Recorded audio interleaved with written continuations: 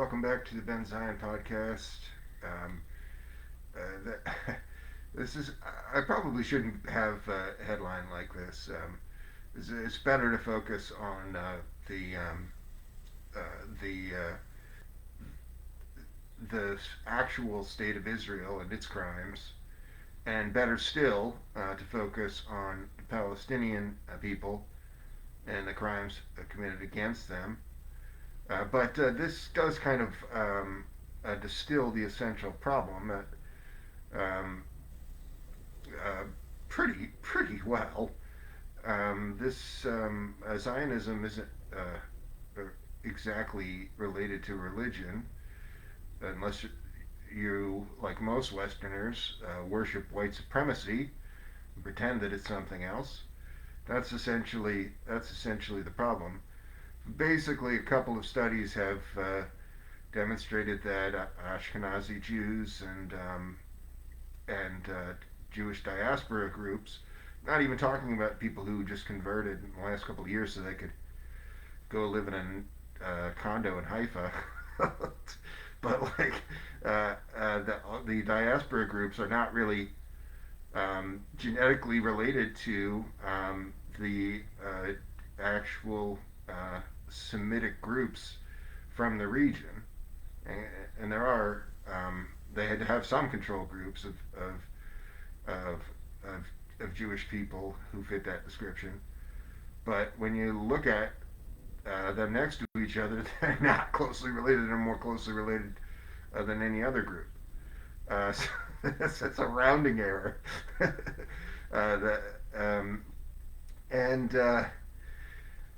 that you know, there's no way of looking at Israeli policy such as it is and not seeing it just this Frankenstein monster of the United States.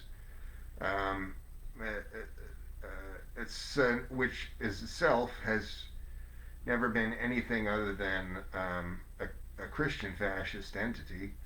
There's never been a moment in its history where we weren't killing people in Jesus' name in the United States. That's why I really despise Christian socialists in the U.S. I'll give Christian socialists a pass in another country, right? It's kind of blessed my business because I don't live in that country, but also because that country probably doesn't play quite the same role on the world stage of goose stepping us all toward capitalism's climate apocalypse, and forcing us into this position of our ultimate extinction, or if we're lucky, maybe not extinction in 40 years, maybe um, maybe just a few billion people die. But who will those few billion people be? Will they be Americans predominantly? A lot of them will, but they'll almost, as has been in the case for throughout capitalist history, it will be disproportionately black and brown folks from the global south in those billions, so almost all of them. So this will be either the grand genocide, the apocalypse of all humankind, caused by the fascist West and its ringleader, the fascist USA, or merely just another genocide of a greater scale than has been committed before against the global south. That's neither of those things is good, and in almost every sense, that is due to Christian fascists in the United States. Right? There was not. I did this show about this guy Earl Browder and his connection to um, his grandson Bill Browder, who just is now just a high finance person who is implicated in some kind of silliness. You know, most of these people are criminals. He got kind of caught up in something in Russia. Now he's an anti-Russia personality in the West. As his ancestor played a similarly stupid role in history. He was somebody who started out as a socialist. We always have to be on guard that we're not devolving into into more capitalist positions or upholding more capitalistic institutions as socialists, because it's happened in hundreds and hundreds and hundreds of times. Could list a long, long, long um, list of known quantities, political personalities of times past and present, like Bernie Sanders would be a present day one, who have gone from being somewhat socialistic to being far more capitalistic and oftentimes presenting themselves as socialistic. And Bill Browder is somebody who did that in such a way that he helped to shatter revolutionary organizing for decades to come in the form of turning the CPUSA into the kind of joke that it is today. If you're working with the CPUSA um, in a local organization or something, God bless you, I suppose. I met the people that I met were in the state where I live. I wasn't overwhelmed with them, but I know that some are better than others, and um, and but they weren't Bill. They surely weren't Earl Browder, people like that. Um, well, I'm going to talk a little bit about. I wanted to connect this idea because you know the Bill Browder was Earl Browder was somebody who basically pivoted from revolutionary socialism to American exceptionalism and reformism in after the Second World War, and the thinking of a lot of people was, look, the United States was allied with communists. Now it's the time for us to become communists. And that's not what happened, because they're the people who actually control things like the media and every institution made sure that that's not what happened. Um, uh, but you can understand how in 1945 there could have been a little bit more daylight there in people's thinking than there would be today. And also, some of this sort of thing, the nation state, in 1945, the nation state was a few decades old, really. Before that time, a lot of countries were not really countries in the way that they are. They didn't always have constitutions. They had some kind of informal relationship to to a lot of the things that have become more codified. So that this we know a little more, not much more, but a little bit more than we did in 1945 about these kinds of things. But the problems of Bill Browder were predicted before Earl Browder. Just got to say Earl Browder were predicted by comrades Marx and Engels and Lenin and Stalin um, very much, very clearly. Um, uh, so um, there's no excuse really for saying that this um, you know but people in the United States, I guess, um, uh, were rightly confused. Is a better example of than Earl Browder, or perhaps a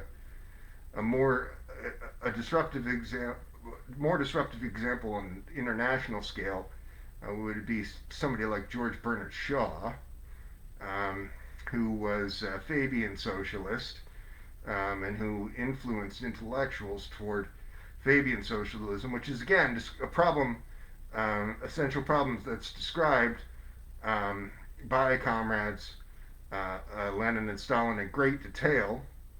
The essential idea of taking one step forward and two steps back, being more beholden to capitalistic institutions by this interest in reformism. Fabian socialists are not socialists; they're just capitalists um, who are touting reform for the most part, today, knowing that this one step forward, or the paying lip service, oftentimes to the one step forward, will really lead to two steps back. Uh, this is no better illustrated than the United States is falling off of a cliff of life expectancy since the neoliberal era because of weakening of the institutions like guarantees of health care and guarantees of labor and and uh, and housing and so forth. And also not just removing guarantees, but finagling a system. You know, you can read the Powell Memorandum, and it describes how you have to make housing costs artificially high and wages artificially low. It's not merely not protecting those institutions, it's sabotaging them.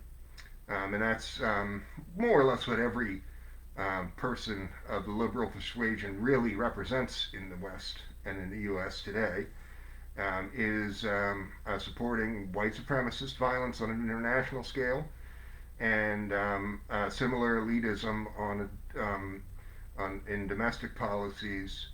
Um, Again, if you were in 1901 writing about how you were planning to build over the course of 30 years a socialist entity through reforms, you can be forgiven, not viewed as such a naive person as you would today, knowing all of this. You know, it's a lot of George Bernard Shaw's writing was written in this era before the formalized nation state. So this is all it's kind of hypothetical to a higher degree. There's no excuse today, right? Uh, there's people, but people overwhelmingly in the U.S. are bootlicking dogs, just no interest in fighting for their own rights, no interest in discarding these elitist ideas and institutions, no interest in organizing and taking revolutionary action. There's more of it than there was a few years ago, but you can't.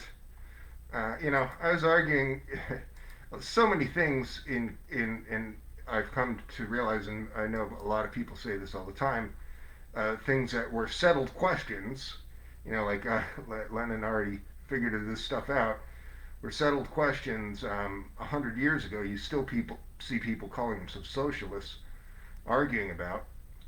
And it kind of almost seems as if most people who call themselves socialists are trying to get away with as much capitalist bullshit as they can and still call themselves socialists.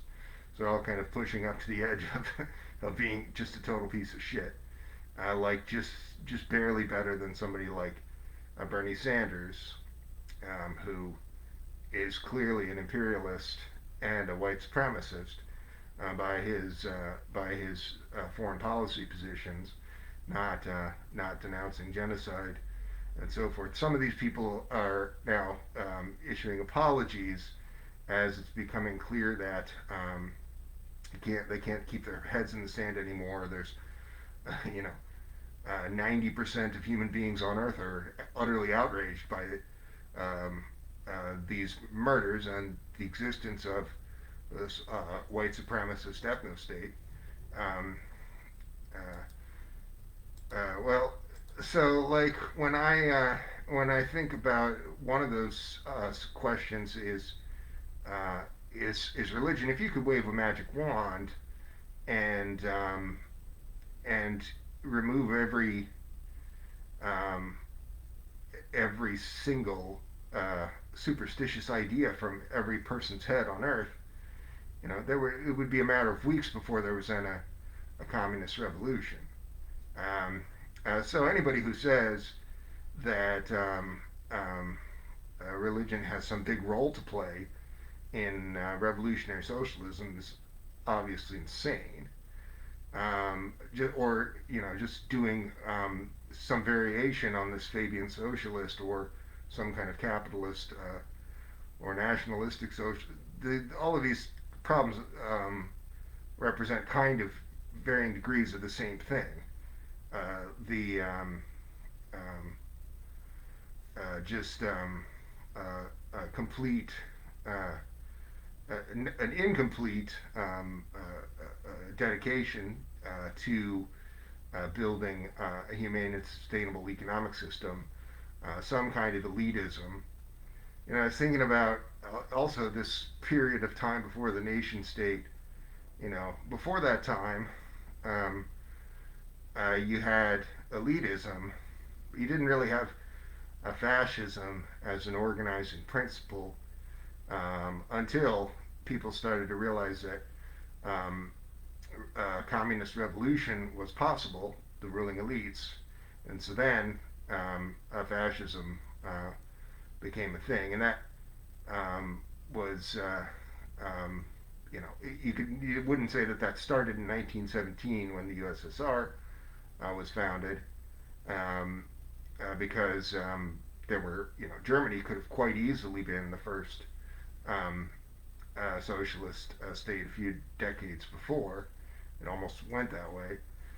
But by the 20th century, um, um, so it's kind of an inversion of some of the ideas of socialism in one country and a world revolution. You have fascists thinking in the same way, in the kind of bizarro world of their evil thoughts.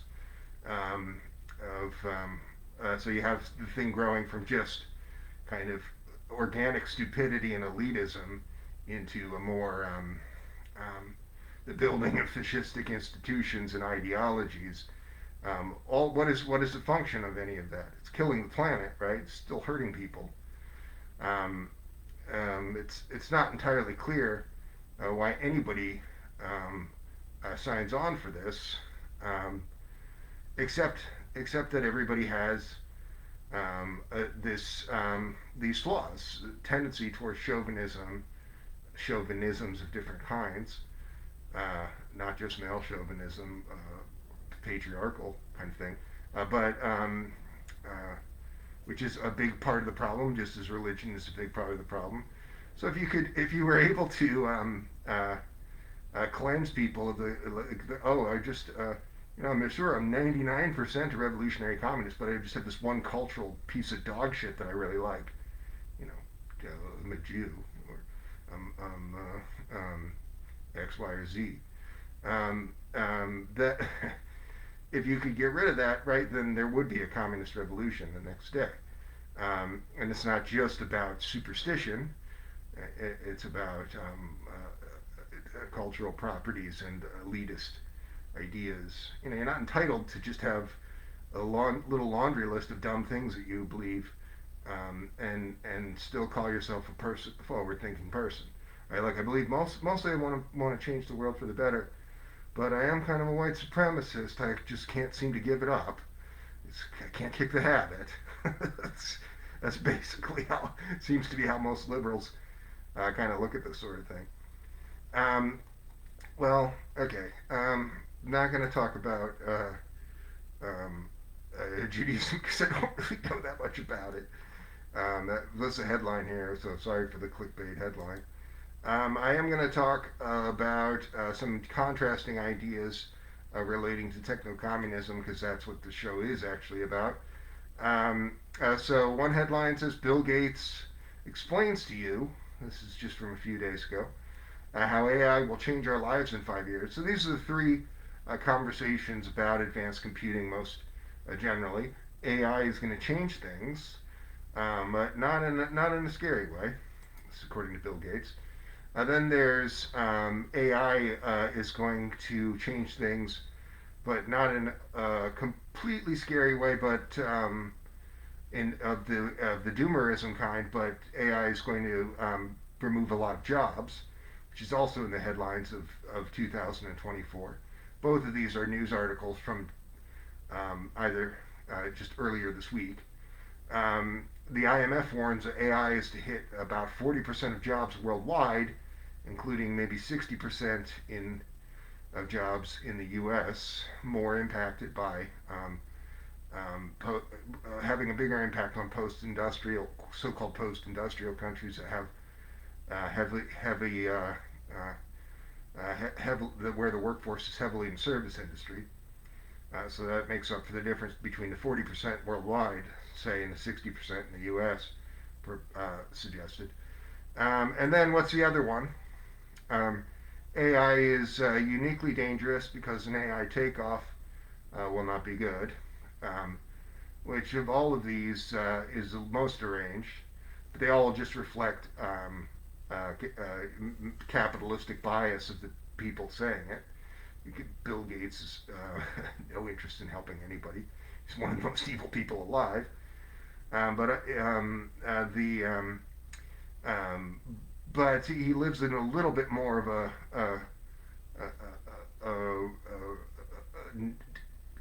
realistic world than somebody like Elias Yudkowsky's just a dumbass. Um, and so this article is from IEEE Spectrum, which sometimes has reasonably good stuff.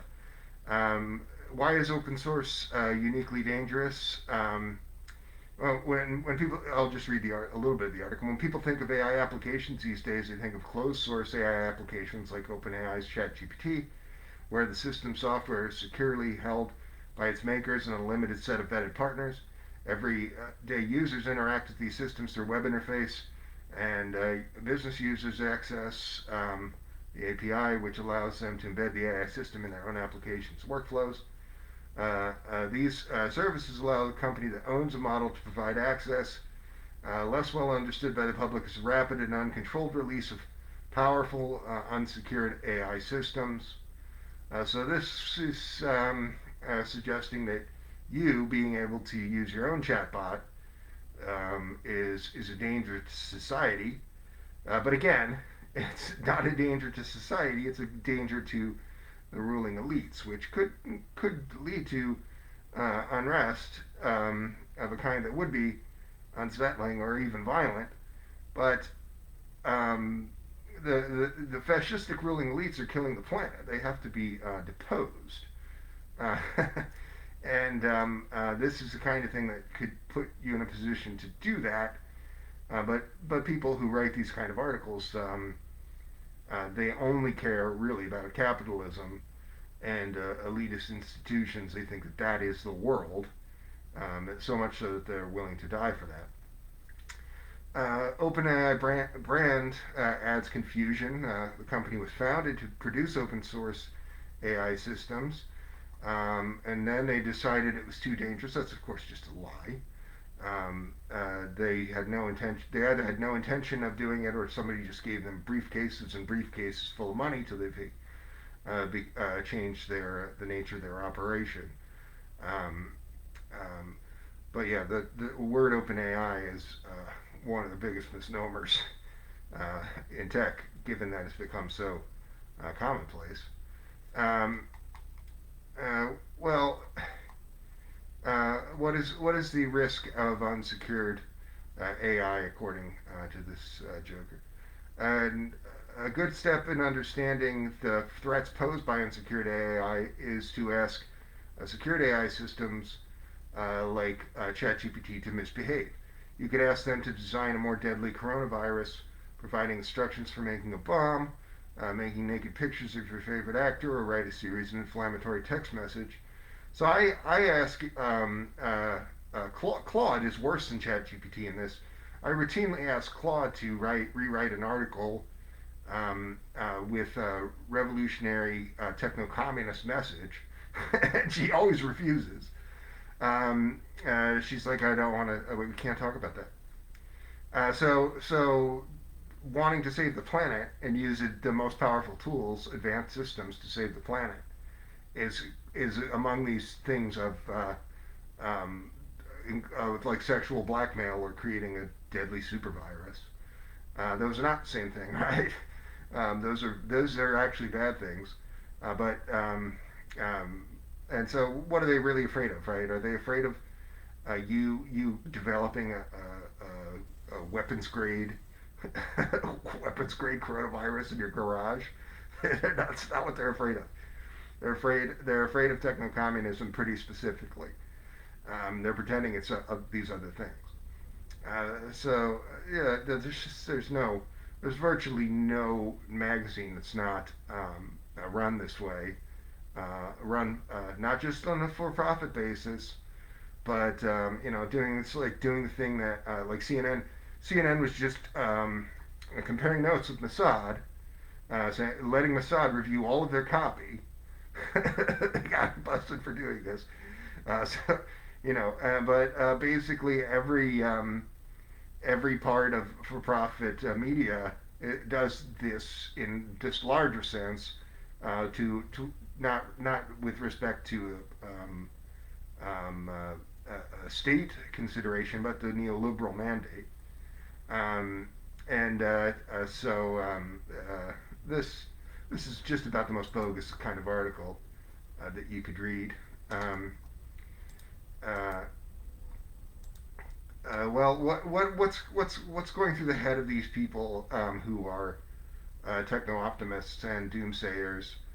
Um, um, there's this is a couple of weeks ago. This article um, from Deborah Kong. So some of these accelerationists support AI development at full speed, um, but of course they're capitalists, so they're really at best going to be just kind of doing this performatively, and just in the way that Earl Browder saying that there was going to be a U.S. revolution because of American exceptionalism, or just in the way that um, um, George Bernard Shaw was saying that there's going to be incremental changes toward a utopia of, that will lead to full communism. These are lies, but again, you can kind of forgive them a little more than you can forgive these people because you didn't have people just selling big lie after big lie, Hitlerian behavior. Prop, you know, there's no neoliberal mandate without this, things like Project Paperclip, things like Project Mockingbird, just you know, all of this, a lot of this just comes directly from Mein Kampf and fascist thought, tricking people in these ways. And so these people, there's no techno optimists, right? They're techno fascists pretending to be something else. Um, so they're not better than these decelerationist who are hesitant about AI. They're all serving to frame this around the interests of capital, as opposed to, say, using hyperconnectivity and open source technology and advanced computing generally to build something new on in terms of governance and real something truly revolutionary like the United Earth Directorate that I talk about on this show. None of these people's job is to trick you into not thinking about that. Why? Just in the way that OpenAI was supposed to be open source, but it's not. But you talk about it as if that's kind of the thing. That's open source AI, OpenAI. They're all just kind of tricking you. Well, I've done this show before, so maybe I'll just link to talking about problems of these people, all of these test real people, who are odious human beings.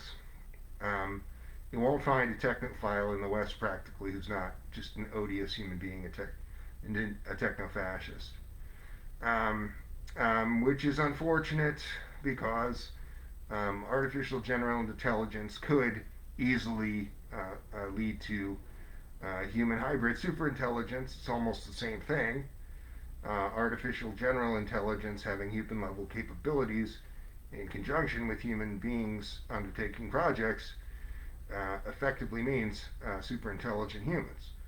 And but that doesn't mean a whole hell of a lot if it's just being used to do more environmental damage and create runaway inequality as it's being used now.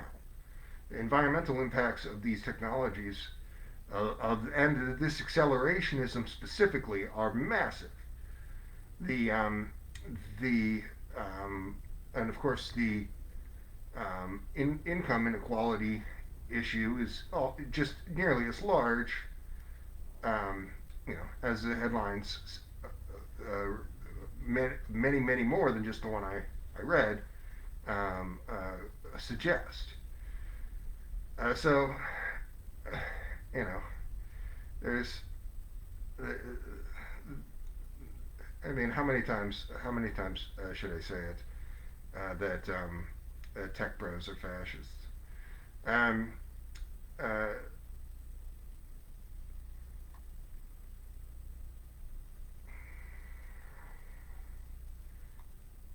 Trying to decide if there's anything I want to. Yeah, and Andreessen is a venture capitalist, high finance guy who's, um, you know, uh, has a lot of influence in also people's thinking about this. So he's written something called the Techno Optimist Manifesto. Explains how technology will empower humanity and solve all of its material problems. A little bit like what Bill Gates is saying. And so basically, all the power of Project Mockingbird, all the power of media, for profit media deception, and fascistic manipulation is being put to into this one project, really, of convincing you not to take any action, say to build the kind of governance structure that would be sustainable, a kind of the kind of thing that's fitting of super intelligence.